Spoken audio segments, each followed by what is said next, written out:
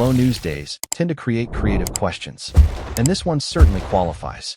Could Brevyn Spann-Ford realistically transition from tight end to offensive tackle in Dallas? On paper, the size alone makes you pause. At 6'7" and roughly 270 pounds, he looks the part. The comparison to Rayfield Wright adds intrigue. Wright made the rare leap from tight end to Hall of Fame tackle. That kind of historical precedent always fuels imagination. Cowboys fans know that story well. But history doesn't automatically translate into modern feasibility. The NFL of the 1960s and 1970s is not today's league. Edge rushers now are faster, longer, and more specialized. Pass rush technique has evolved dramatically. Defensive coordinators scheme pressure relentlessly. The environment is far less forgiving. So while the question is fun, it demands context. Size alone does not define an offensive tackle. Projection cannot replace technical development. And nostalgia should not guide roster decisions, especially not in a division as competitive as the NFC East. Spann-Ford's actual value. Spann-Ford already serves a clear role in Dallas. He is arguably the team's second-best tight end option. Depending on the situation, he may even see expanded snaps. His blocking ability is a real asset. That skill has tangible value in this offense. As a complement to Jake Ferguson, he fits naturally. Dallas benefits from two tight end versatility. It creates matchup advantages in both run and pass packages. It also gives the quarterback flexibility at the line. Disrupting that balance would not be trivial. Blocking as a tight end, however, is situational. You chip, seal, or assist on specific assignments. You rarely isolate against elite rushers every snap. An offensive tackle lives in that isolation. That is an entirely different workload. Spann-Ford's strength is controlled leverage in short areas. Offensive tackle requires sustained pass sets in space. It demands footwork refinement over years of repetition. You cannot shortcut that development process. And Dallas knows that. The technical gap. The transition from tight end to tackle is massive. Pass protection at tackle is a full-time job. You are defending against speed and power continuously.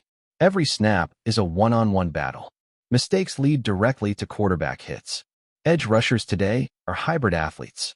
They combine sprinter speed with hand-fighting mastery. They attack angles with calculated violence. They study tendencies relentlessly. There is no hiding on the edge. Spann-Ford blocks well within structure. But playing tackle requires operating in open space. Your kick slide must be automatic. Your hand placement must be precise. Your recovery ability must be elite. At this stage of his career, that shift would be extreme. He is entering his developmental prime at tight end. Changing positions would restart that clock. And the Cowboys cannot afford experimental resets. Not if they want immediate competitiveness. The Rayfield Wright comparison. Rayfield Wright's story is legendary. It represents rare adaptability and historic coaching development. But it also reflects a different era of football. Training methods, defensive schemes, and body types have changed. The league is faster and more complex today. Wright's transition was exceptional, not typical. Exceptional cases should not drive standard planning. Front offices operate on probability, not mythology. You cannot build depth charts on miracles. You build them on predictable outcomes. If Dallas ever felt compelled to convert a tight end out of necessity, that would signal a deeper roster issue. It would mean the offensive line pipeline failed. It would reflect poor resource allocation. And that is not where this roster currently stands. The Cowboys have invested heavily in line development. They understand the premium nature of tackle play. They draft and groom linemen intentionally. They do not repurpose skill players impulsively. That philosophy is unlikely to change. Editorial perspective and consequences. The real takeaway here is strategic clarity.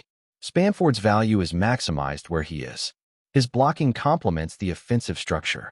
His presence adds flexibility in heavy packages. That role should expand, not shift. Moving him would weaken tight end depth. It would introduce instability at two positions instead of one. It would slow his developmental trajectory. And it would not guarantee success at tackle. That risk outweighs the reward.